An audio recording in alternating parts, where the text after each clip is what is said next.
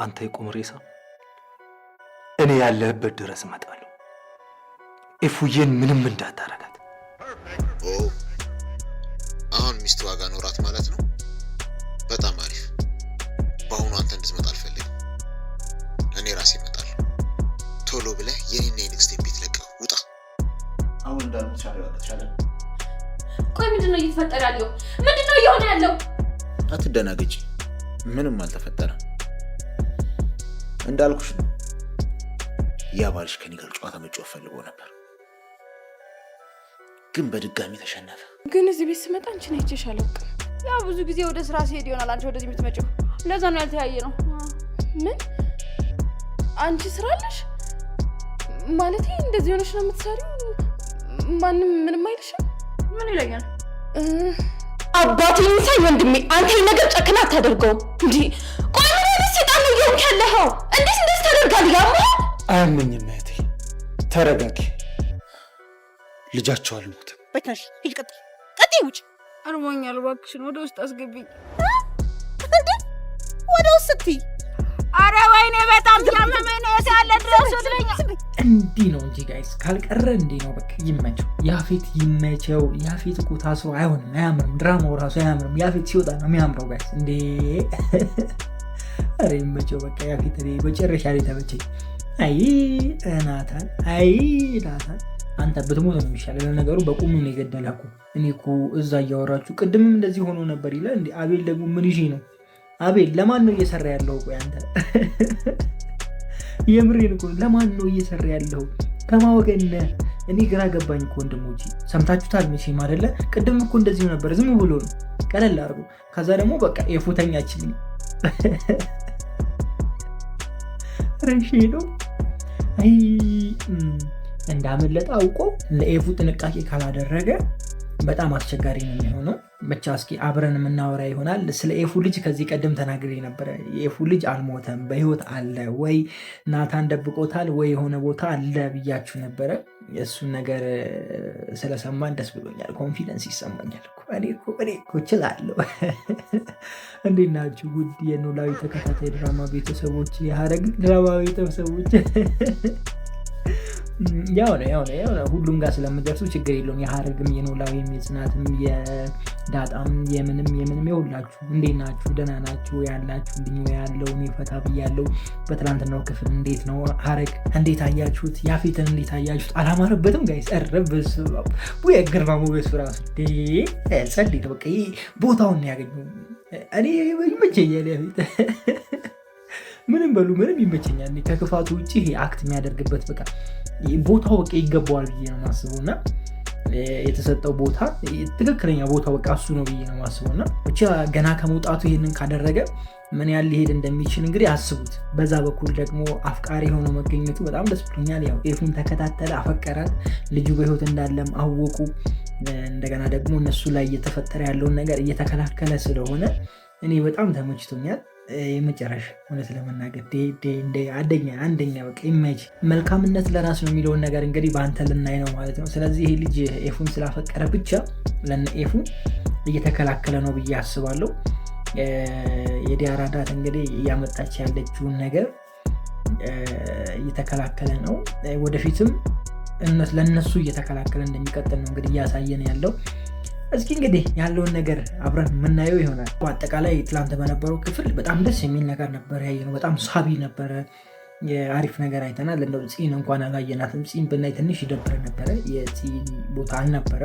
ሐኪም ቤት ገብታለች፣ ተሽሏታል ተብላለች። ብቻ ያው የምትወስደው ነገር ነው መሰለኝ። የምትወስደው እነዛ የምትጠቀማቸው ነገሮች ናቸው መሰለኝ እነዛ ያደረጋት፣ ያደነዝዟት፣ ፊንት ያስነቀለት አብዝታ መሰለኝ። አይ ቲንክ ብቻ እሷ ባለማየታችን እኔ አሪፍ ነው ብዬ አስባለሁ። የትናንትናው ክፍል በቃ ጥሩ ነው፣ ግን እነ ናታን በጣም ተንቀራፈፉ ማለት ይሄ የሆነ በቃ ማካበድ ነበረበት ብዬ አስባለሁ። ገብቷቸዋል አይደለም? ሰዎቹ ጋር ደውሎ ምናምን ወጥቷል እንደዚህ ምናምን መባል ነበረበት ጋይስ። እንዴ ይሁን እስኪ በእናታችሁ ይሁን እስኪ ያፌትን ገና ከመውጣቱ ጋር ጀርባ ሰጥቶ ነው ሌላው አሁን ይደረግ። መዘግየት ምናምን የሚባል ነገር የለም፣ ማሳደር ምናምን የሚባል ነገር የለም። ገባችኋል? አገኛችሁ በቃ ኧረ ይመችው በቃ። ያፌት ላይ ጣለኝ በቃ ዛሬ ያፌትን ስለወደድኩት ነው። ናታንም እንደዛ ነበር ማድረግ የነበረበት። ወጥቷል ተጠንቀቁ ማለት ነበረበት። እንደገና ደግሞ ለኤፉም ሰው ማምጣት ነበረበት። ገብቷችኋል? እንደዚ አይነት ነገር መፈጠር ነበረበት። ብቻ ከባድ ነገር እየተፈጠረ ነው። አሁን ኤፉ ይህንን ነገር አውቃለች። ከዚህ በኋላ የኤፉና የናታን ነገር እንዴት ሊሆን ነው ነው ጥያቄ። እንግዲህ ለረጅም ጊዜ አሁንም በጸብ ሊቆዩ ነው። ምናልባትም ደግሞ ከማጋት የበሰበሰ ዝናብ አይፈራም ብላ ኤፉና ያፌት እንደ ድሯቸው ተመልሰው አንድ ላይ ሊሆኑ ይችላሉ። ኤፉም ናታንን ጠልታው ያፌት ልትወድ ትችላለች። እንደዚህ አይነት ነገር ልናይ እንችላለን። ያው እንግዲህ ይሄ ነገር የመሆን እድሉ በጣም ሬር ነው። ግን አሁን በዚህ ሁኔታ ውስጥ በጣም ስለተበሳጨች እንደዚህ አይነት ውሳኔዎችን ልትወስን ትችላለች ምናምን ብዬ አስባለሁ። ማለት ልትስማማ ትችላለች በቃ እሱን ለማበሳጨት ምናምን እና ያው የልጃቸው መኖር ደግሞ ሌላ ተስፋ ይሰጣቸዋል ብዬ ነው ማስበው። ብቻ እስኪ እናየዋለን። እናንተ እንዴት አገኛችሁት? የትናንት ነው ኮሜንት ላይ በጣም የፈጠነ ኮሜንት ምን ታስባላችሁ? በቀጣይ ክፍል ምን ሊፈጠር ይችላል? ምን አይነት ነገር ልናይ እንችላለን? ሀሳብ ካላችሁ የኮሜንት ላይ ደቅ አድርጉልኝ። በጣም ወዳችኋለሁ። ክፉ አይንካችሁ፣ ክፉ ነዙ አልፏችሁ፣ ይሳካላችሁ፣ ይመርባችሁ፣ ቀናችሁ ብሩታችሁ ብሩ ይሁንላችሁ እያልኩኝ እኔ በዚሁ ሰናበታችኋለሁ። መልካም ጊዜ። በቀጣይ ክፍል እስከምንገናኝ ድረስ ፒስ። ሐረግ ላይ ድሮ የቀረው ነገር ተመልሶ መጥቷል። እሱም ምን እንደሆነ መቼም ይገባችኋል። ጠንቋዩ መጥቷል። በቃ እንደዚህ አይነት ነገር አይጠፋም። ሐረግ ላይ መቼም አይጠፋም። ያኔት ይጠጣዋል ወይስ አይጠጣው?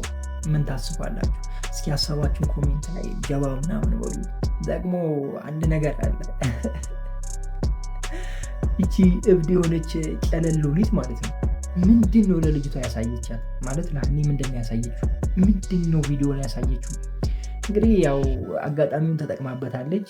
ቤቱን የዘረፈችው ወይም ደግሞ የሆነ ነገር ከቤቱ ይዛ ከወጣች ሉሊት የምትያዘው ሀኒ ትሆናለች። ስለዚህ ነፃ ወጥታለች ማለት ነው። እብዷ አውቃበድ ማለት ነው።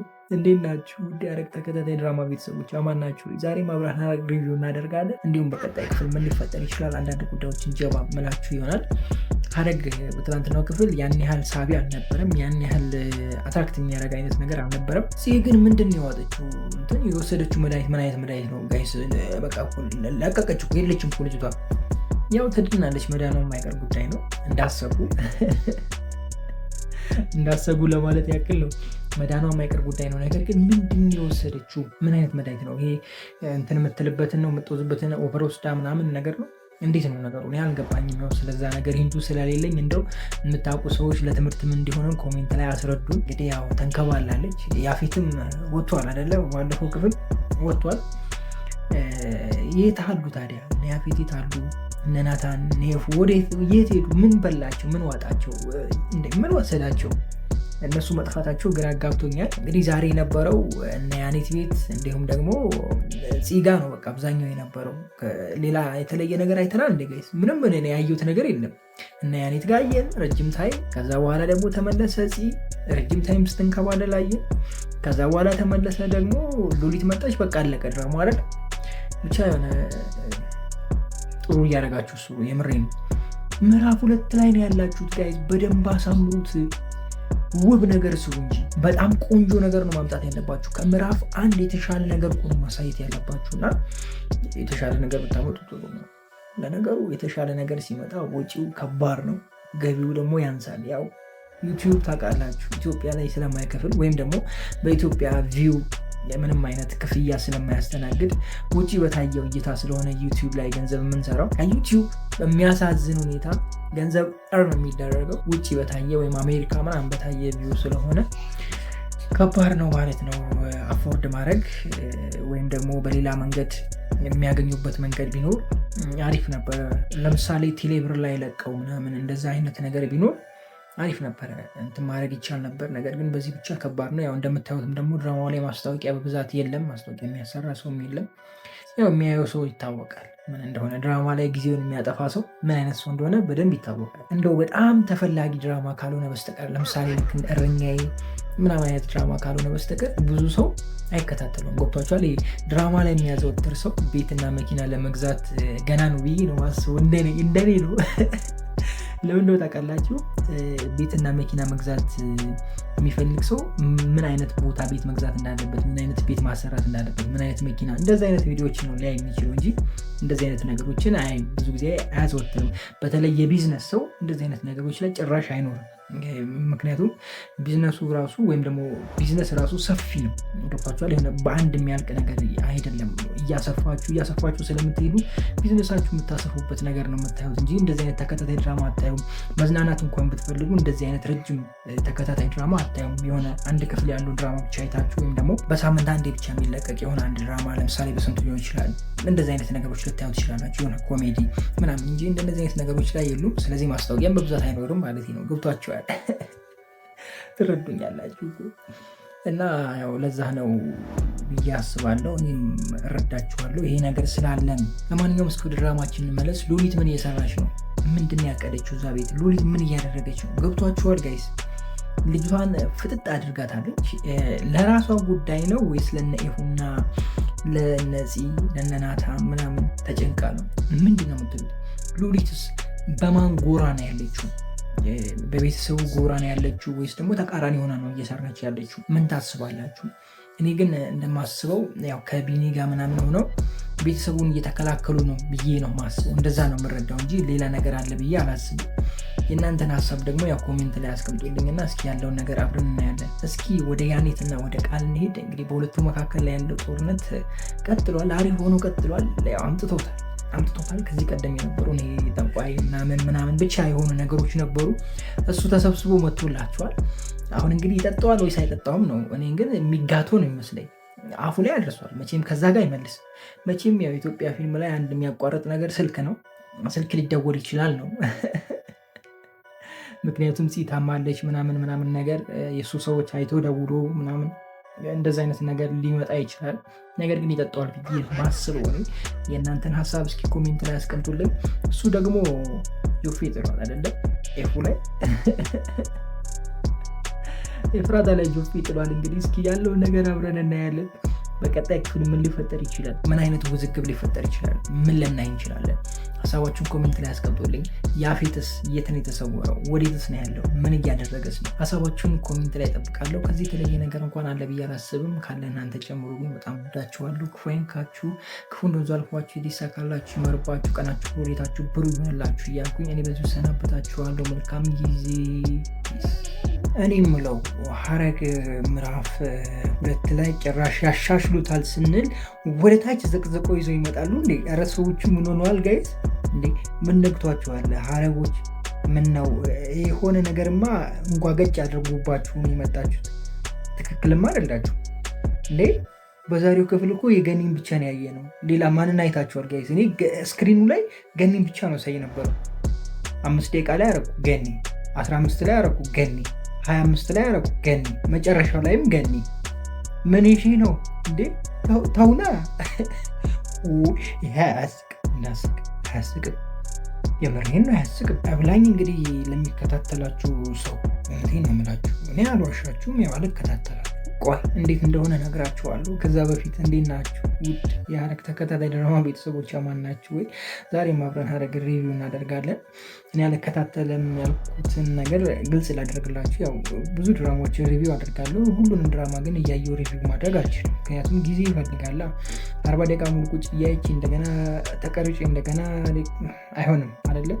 ኢንፎርሜሽን ካለኝ ያው በኢንፎርሜሽን መሰረት ሪቪው አደርጋለሁ። ኢንፎርሜሽን ካጣው ደግሞ ድራማዎቹ ስለሚገቡኝ አብዛኛዎቹ፣ በተለይ ደግሞ እነዚህ ቀለል ያሉ ድራማ ስለሆኑ ውስብስብ ስላልሆኑ 5 ሚኒት ላይ ከፍተዋለሁ። ኔክስት 25 ሚኒት አደርገዋለሁ። መጨረሻው ላይ በቃ አለቀ። በዚህ መልኩ ላየው እችላለሁ ኢንፎርሜሽን ካላገኘው። አብዛኛውን ጊዜ ግን ኢንፎርሜሽን ስለሚነገረኝ ወይም ደግሞ ኢንፎርሜሽን ስለሚሰጠኝ በዛ መልኩ ነው ሪቪው ላደርግላችሁ የምችለው። አንድ እውነታ ነው ይሄ። እኔ ግን እውነት ለመናገር ሐረግ በትላንትናው ክፍል እንዳለን ገኒ ነበረ ሳያት የነበረው። እየተሰጠኝ ኢንፎርሜሽን የሆነ ምንም አይነት ውስብስብ ያለ ነገር አልነበረም። በቃ የዛሬው ክፍል ሪቪው ባታረቁም የሆነ የተለየ ነገር የለውም አይነት ኢንፎርሜሽን መጣልኝ እና እንዴ ምን ቢለቀቅ ነው ብዬ ገባሁና 5 ሚኒት ላይ ያረኩት። ገኒ ነች። አሳለፍኩና ደግሞ 15 ገኒ ነች፣ 25 ገኒ ነች፣ 40 ገኒ ነች። እንዴ ወገን ተሳስቶ ነው ካሜራው ተሳስቶ ነው አንዴ ገኒን እስካን አድርጎ በቃ እዛው ላይ ቀርቶ ነው ምን ይሄ ነው እንዴ? እሺ እሱ ነው በል እሺ እሱ ኤዲተሮችስ ሌላ አጡ እንዴ? ወይስ ደግሞ ገኒ ላይ ከማፍጠጣችሁ የተነሳ በቃ ሁሉም ሰው ገኒ እየመሰላችሁ እንዴ? ነገሩ እንዴት ነው? ከኛ ነው ከነሱ ነው ጋይስ? እስቲ የገባችሁ አስረዱኝ። አይ እውነት አሻሽሉት፣ መምጣታችሁ ካልቀረ አሻሽሉት። ብዙ ያልተፈቱ ነገሮች እያሉ ዝም ብሎ የሆነ እዛው ትርምስምስ ያለ ነገር ባታምጡልን ደስ ይለናል። እንደ እውነቱ ያው እኔ እረዳችኋለሁ። እንደ አንድ ባለሙያም ዝም ብላችሁ ስታዩ ትረዱታላችሁ። በቃ አንደኛው ክፍሉን ለማስረዘም ነው። በቃ ማለት እድሜ ድራማውን እድሜ ማስረዘሚያ መንገዶች ናቸው እንደነዚህ አይነት ነገሮች። ምንም በቃ አንድ ቦታ ላይ 10 ጊዜ መታየት ማነው በአንድ ክፍል ውስጥ ምንም ጥቅም የሌለው አይነት እና ሰዓት የመግደል አላማ የያዘ ነው እና በዚህም ታይም ደግሞ ከሁሉም ነገር በላይ ጊዜ ውድ ነው ብዬ አስባለሁ። ለሁላችንም ጊዜ በጣም ትልቅ ነገር ነው። ጊዜ በጣም ውድ ነው ብዬ አስባለሁ። አብዛኛው ሰው ስራ እየሰራ ሊያይ ይችላል። ከስራ በኋላ በረፍት ታይሙ ሊያይ ይችላል እና የሰው ጊዜ ባናጠፋ በእንደዚህ አይነት ነገር ጥሩ ነው ብዬ አስባለሁ እኔ እንደ ራሴ። እና ይሄ ሃይላይት አታብዙ። አንድ ሰው ላይ አንድ ክፍል ላይ አንድ ከባድ ነው። ለምሳሌ በትላንትናው ክፍል 31 ምናምን ደቂቃ ነው አይደለ? ድራማው ሙሉ ድራማው 25ቱ ደቂቃ ገኒ ላይ ነበር ማለት ይችላል። እርግጠኛው እንዲህ ምነግራችሁ እንዲ ገኒ በቃ ሌላ የለም እኮ ጋይስ። እና አስተካክሉትና አሪፍ አድርጋችሁ ጀምሩ። ቀጥሉ፣ ጀምራችኋል፣ ቀጥሉ ነው። ደግሞ አንድ ማስታወቂያም አይቼ ነበረ። ምንድን ነው ደግሞ እሱ ድራማ ነው ወይስ ምንድን ነው? የቲክቶክ ድራማ ነው አልገባኝም። ብቻ እሱን ከምትጀምሩ ይህንኑ አስተካክሉ። ውርጋጥ ለውርጋጥ አድርገን ምናምን በቃ እንትን እንዳይሆን የሆነ የተጨመላለቀ የተቦካካ የቦካ ምናምን እንዳይሆን አሪፍ እያደረጋችሁ ብትሄድ አሪፍ ነው ብዬ አስባለሁ። ሀረግ ስም ያለው ድራማ ነው። ጥሩ አድርጋችሁ ሳቢ ብታደርጉት ኑሮ መጀመሪያውንም ዝም ብላችሁ ድፍን አድርጋችሁ ከመዝጋታችሁ በፊት በዛው ብትቀጥሉ ኑሮ የተሻለ ነገር ማግኘት ይቻል ነበር። ያው አይ ቲንክ ከጀርባም የተለያዩ ችግሮች ይኖራሉ ያስባል። ምክንያቱም ተዋናዮቹ እዛ ላይ ያሉ ተዋናዮች ሌላ ድራማ ላይ መተወን አይችሉም ነበረ ምናምን ብቻ የሆነ ወሰብሰብ ያለ አይነት እንትን ነበረ። እንደዛ ሲሆን ደግሞ ካልጨመራችሁ እነሱም አይሰሩም እንዴ፣ አያዋጣማ ጋይስ። በአሁን ጊዜ አይታችኋል እንግዲህ አንድ ድራማ ላይ የሚተውን ሰውዬ ለምሳሌ አደይ ላይ ከዛ ደግሞ ሌላ ላይ ከዛ ሌላ ላይ ያን 4-5 ድራማ ላይ የሚተውኑ ልጆች አሉ። በተለይ ጽናት ላይ የሚሰሩ ልጆች 4-5 ድራማ ምናምን ላይ ይተውናሉ። ከነዛ ሁሉ ገንዘብ ያገኛሉ። ሀረግ ላይ የነበሩ ደግሞ በቃ ሀረግ ላይ ነው፣ ሌላ ድራማ ውስጥ መግባት አይችሉም ነበር ሀረግ እስኪቋጭ ድረስ። እና እንደዛ አይነት አለመግባባቶች ተፈጥሮ ሊሆን ይችላል ያለቀው ምናምን። እና እርግጠኛ የሆንኩበት እንትን አይደለም፣ ሀሳብ አይደለም፣ ያው የራሴ ሀሳብ ነው ይሄ። ብቻ ከመጣችሁ አይቀር ጥሩ ነገር እያሳያችሁ ብትሄዱ አሪፍ ነው ብዬ አስባለሁ። ምክንያቱም ምዕራፍ 2 ሲሆን ጠንከር ብሎ ነው አይደለም መጀመሪያ ያለበት፣ ጠንከር ብሎ ነው መሄድ ያለበት እንጂ እንደዚህ ለፈስፈስ እያደረጋችሁ ጊዜያችንን እያቃጠላችሁ አትሄዱ ለማለት ያክል ነው። እኔ አሁን ትላንትናውን ክፍል ምንድን ነው የምነግራችሁ? ምን ያየነው ነገር አለ? ምንም እንጃ፣ ግራ ገብቶኛል። ምንም የገባኝ ነገር የለም። ገነት ላይ ማን ነው በሩን የዘጋው? ማን ነው? ፂነች ይህንን ሁሉ ነገር እያደረገች ያለችው? ወይስ ደግሞ ሎሊት ልትሆን ትችላለች። እኔ ያው ሎሊት ነች ባይ ነኝ።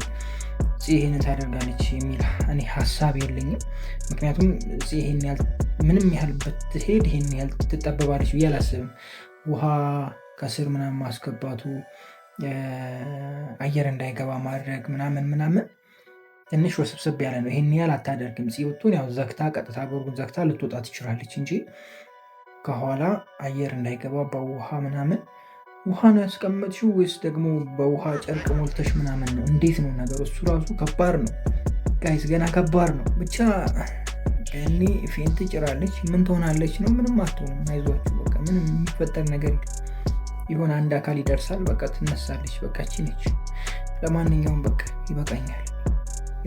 ራሴን እያመመኝ ነው እንደሆነ። በሉ መልካም ጊዜ ይሆንላችሁ። በቀጣይ ክፍል እንገናኛለን። ሀረግ በትላንትናው ክፍል እንደእውነቱ አልተሳካም።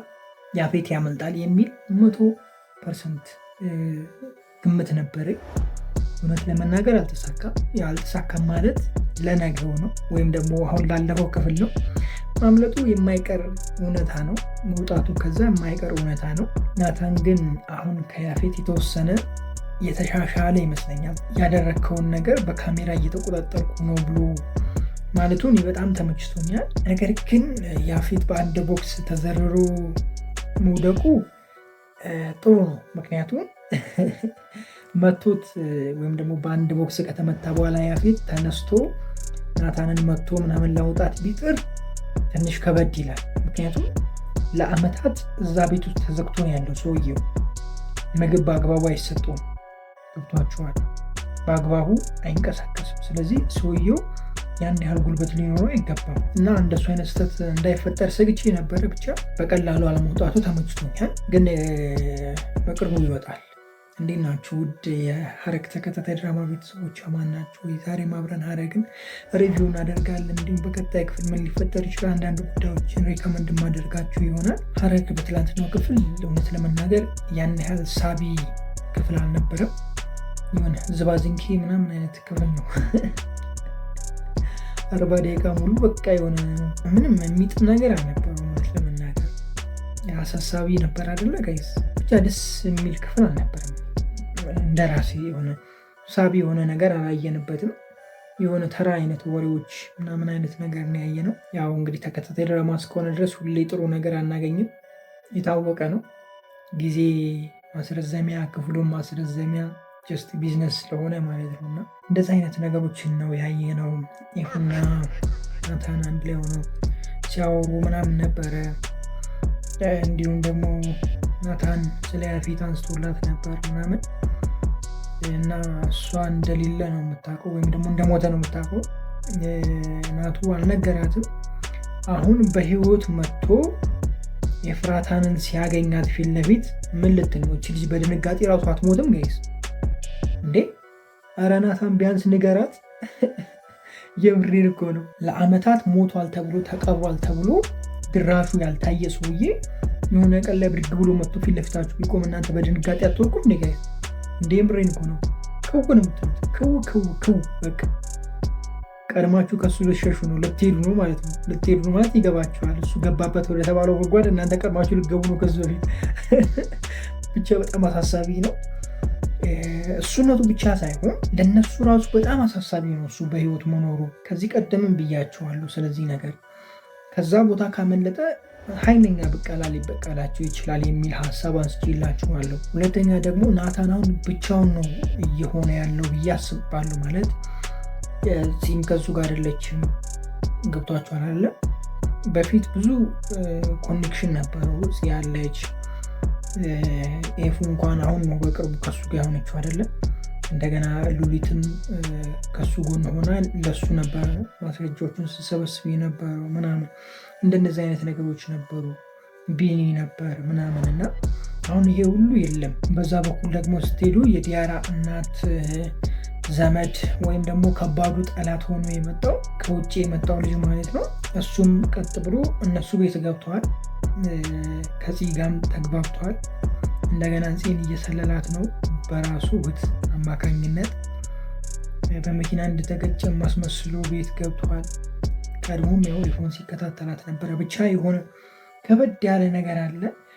ከዚህ ቀደም አንድ ነገር አንስቼላችኋለሁ። ያፌት ካለበት ወጥቶ እንዲሁም ደግሞ ቢኒም ተስተካክሎ ሎሊትም ተስተካክላ ቤተሰቡ አንድ ላይ ሆኖ የራሳቸውን ትልቅ ጠላት የሚባለውን አስወግደው ሰላማዊ ህይወት የሚኖሩበት መጨረሻ ሊኖሩ ይችላል ብያቸዋለሁ ድራማው። ምክንያቱም ያፌት ቤተሰብ ነው፣ ቢኒም እንደዛው ቤተሰብ ነው፣ ሉሊትም እንደዛው ቤተሰብ ነች። የቤተሰብ ውጊያ ነው ይሄ ሁላ፣ የቤተሰብ ጸብ ነው በቃ እየተፈጠረ ያለው እና ነገሮችን በጥሩ መንገድ አስኪደው ወደ መጨረሻ አካባቢ የራሳቸውን አንድ ትልቅ የሚሉት ጠላት የሁሉንም ጠላት የቤተሰቡን ጠላት አስወጥተው ወይም ደግሞ ከህይወታቸው ላይ ወደ ህግ አቅርበው ወይም ደግሞ በቃ ወደ ፍርድ አቅርበው እነሱ የራሳቸውን ህይወት በይቅርታ የሚኖሩበትም አይነት መንገድ ሊፈጠር ይችላል ብያቸዋለሁ። ምክንያቱም ከዚህ ቀደም ብዙ ነገር አንስቼላቸዋለሁ በምዕራፍ 1 ላይ በጣም ብዙ ነገር። ለምሳሌ ያፌት ወዶ አይደለም እዚህ አይነት ህይወት ውስጥ የገባው። ከቤተሰቡ የተነሳበት ከቤተሰቡ የደረሰበት ጉዳት ነው። ይሄ የደረሰበት ጉዳት ደግሞ ያለ ምክንያት አይደለም፣ የሆነ ምክንያት ይኖረዋል ብያቸዋለሁ። አብዛኞቹ ወደዚህ እንትን ውስጥ የሚገቡት ወይም ደግሞ እንደዚህ አይነት ባህሪ ውስጥ የሚገቡት ከጀርባቸው የሆነ ትልቅ ነገር አለ፣ ትልቅ ጉዳይ ስላለ ነው ብዬ አንስቻለሁ። እና እንደነዚህ አይነት ነገሮችን ፈተው ቤተሰቡ በመግባባት እና አንድ የሚሆንበት መንገድ ሊፈጠር ይችላል የሚል ሀሳብ አለኝ። እናንተ የራሳችሁን ሀሳብ ኮሜንት ላይ አስቀምጡልኝ። ከዛ ውጭ ደግሞ ያው ይመጣሉ ብያችኋለሁ። በዛ በኩል እነ ናኦድ እነ ቤዝ ምናምን አሉ ይመጣሉ። ያው ቤዝ እዛኛው ድራማ ላይ ስላለች ነው፣ ኑሐሚን ላይ ትንሽ ቢዚ ስለሆነች ነው ውጭ ሄዳለች ምናምን ነው። ያው በዛው ደግሞ እናንተ እንድትናፍቋት ገብቷችኋል አይደለም? መመለሳቸው የማይቀር ጉዳይ ነው። ብቻ ያለውን ነገር እስኪ አብረን እናያለን። እናንተ ለየት ያለ ነገር ካለ እና ለየት ያለ የሰማችሁት ደግሞ የተረዳችሁት ነገር ካለ ኮሜንት ላይ አስቀምጡልኝ። ለማንኛውም ለዛሬ የነበረን ቆይታ ይህንን ይመስላል። በጣም ወዳችኋለሁ። ክፉ አይንካችሁ፣ ክፉ እንደሆን ሳልኳችሁ፣ የተሳካላችሁ ይመርባችሁ፣ ቀናችሁ ሁሌታችሁ ብሩህ ይሁንላችሁ እያልኩኝ እኔ በዚሁ ተሰናበትኳችሁ። መልካም ጊዜ። ፒስ። እኔ ምን ብዬ ነበረ ጋይስ? ምን ተናግሬ ነበረ?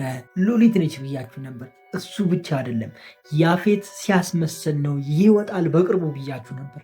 ምን ተናግሬ ነበር? እና ታዲያ ላይክ ይገባኛል ጋይስ።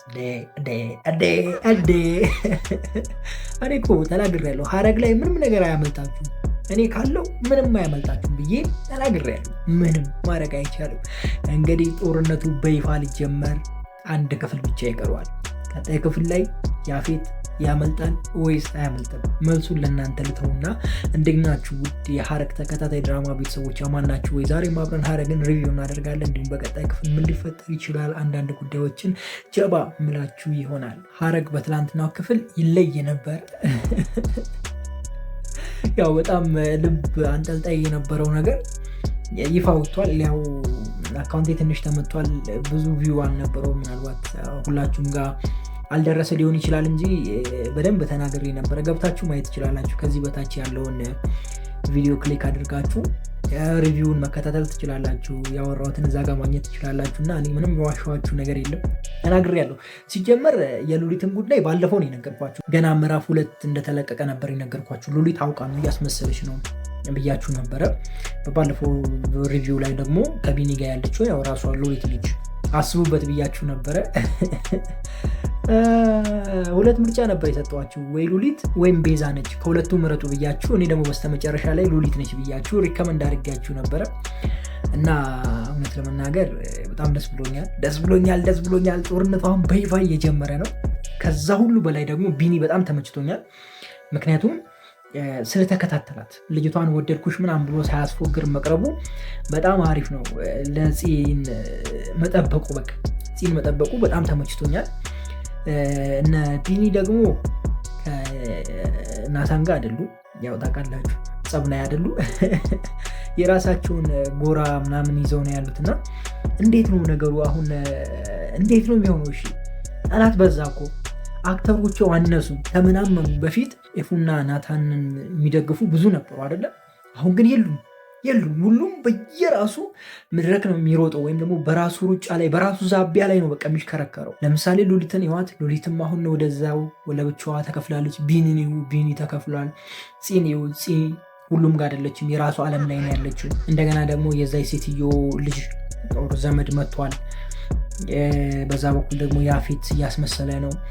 ብቻ ድራማው ወዴት እያመራ ነው? ከዚህ ውጥንቅጥ ውስጥ እንዴት ነው የሚወጡት? ወዴት ነው የሚወጡት? ፖሊሶቹን ግን ማየት እፈልጋለሁ። አሁን በቅርቡ ፖሊሶቹ ቢመጡ በጣም ደስ ይለኛል። እነ ህዊ እነሱ ቢመጡ እጅግ ደስ ይለኛል። እንደገና ደግሞ ነይ አምራን ነይ ቶሎ በይ። ያው ውጭ ሄዳለች የተባለችው እዛኛው ላይ የተወነች ስለሆነ ነው። ትመጣለች፣ በቅርቡ ትመለሳለች። እንዳትጠራጠሩሽ፣ ትመጣለች። ጎትቼ ነው ማመጣላችሁ። ብቻ በዚህም በዛም በሉት። ሐረግ እንደ ስሙ ሐረግ ሆኖ ቀጥሏል። ኮሜንቶቻችሁን ለማየት ትንሽ ሞክሬ ነበር። ያው የሁሉንም ባላነብ ዝም ብዬ ገባ ብዬ ሾፍ አድርጌ አልፌያለሁ። አብዛኞቻችሁ እንትን ብሏችኋል። አሁን በቃኝ እጅ ላይ ምናምን ያላችሁ አይነት ኮሜንቶችን አይቻሉ በብዛት። አንዳንድ ሰዎች ደግሞ ድራማው ገና ጀመረ ያሉ ሰዎችም ነበሩ። በቃ አሁን ድራማው ተስተካከለ፣ ትክክለኛው ዛቢያ ላይ እየሄደን ያላችሁ ሰዎች ያላችሁ እናንተ ሰዎች በደንብ አድንቄያችኋለሁ። ከዚህ በኋላ ያማረ ይሆናል ብዬ አስባለሁ። ምክንያቱም ምዕራፍ 1 ላይ የሰሩትን ስህተት ምዕራፍ 2 ላይ ደግሞታል ብዬ እኔ በራሴ በኩል አላስብም። ከዚህ በፊትም ተናግሬያለሁ።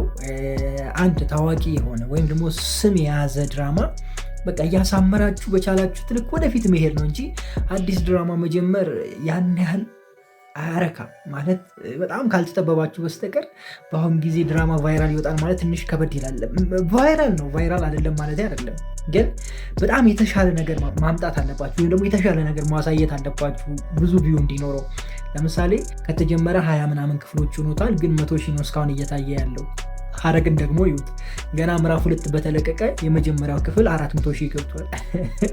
ልዩነቱን እዩት። በቢዝነስ ደረጃ ስትሄዱት ስም ያለውን ነገር ስሙን እያሻሽላችሁ አሪፍ እያደረጋችሁ ብትሄዱ ጥሩ ነው ብዬ አስባለሁ። እኔ እንደዛ ነው የማምነው እና ለዛም ይመስለኛል መለስ ብለው እንደገና አስበው ምዕራፍ 2 ተብሎ የመጡት እንጂ እንደማያዋጣ ስለገባቸው ነው። ኖላዊ ላይ ያላችሁ ሰዎች ይህን ነገር ተጠቀሙበት። ምዕራፍ 2 ብላችሁ ቀጥሉ። ትንሽ እረፍት ስጡና ለህዝቡ እንዳይሰላጭ። ከዛ ውጭ አያዋጣም። ምን ብያችኋለሁ እኮ